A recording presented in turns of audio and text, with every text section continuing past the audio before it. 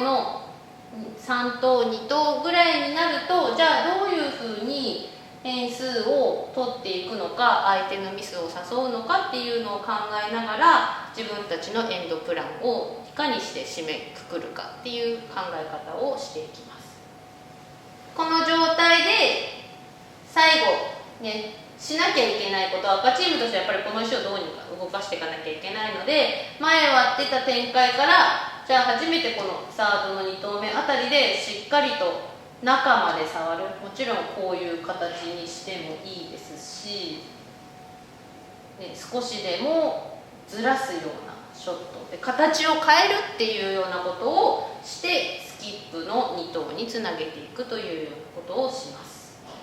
エンドのね、例えば早い方セカンドだったりサードの1投目ぐらいまでは、例えばこういうふうに前を狙いに行って当たらなかったりっていうのでもまだ許せたとしても、だんだん自分たちの石の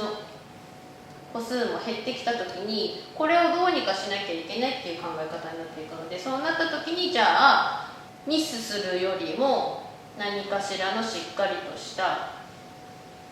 ナンバー3、2までしか下げれないかもしれないけど、自分たちの石が残っていると今度相手がミスするかもしれないっていうような形を作れるので、どうやったら最後点数を取れたり複数点だったり相手に、ね、点数を取らせない展開を作れるかなというのを考えたりします。じゃあ例えばガードが1つあって、今まではねこの T ラインの前よりも構わらぬ狙いに行ってもなかなかこうね切れずに、相手にこう狙われてしまったりっていうような展開があった場合も、最後の、ね、2投目あたりまで来た場合には T ラインの奥に行ってもしっかり隠すっていうようなことを、目的としたりします。しっかり隠れてることによってね、例えば相手のショットも難しくなってきます。もちろん相手がつけるこのフリーズっていうショットはなかなか難しかったりするので、相手のミスを誘いやすいようなショットをして複数点を狙うような形っていうのも作れたりします。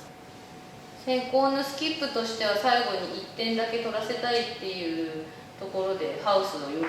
り狭くする。展開的に相手がナンバーワンで黄色チームとしてはナンバー2ありますが、これもちろんこういうふうに叩くことも可能なぐらいではあるんですけれども、確実に1点を取らせるためにはしっかりとここに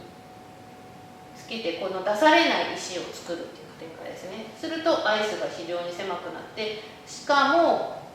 なかなかこの石も出せない状況ってなると、必然的に1点を取らせるような形になるので、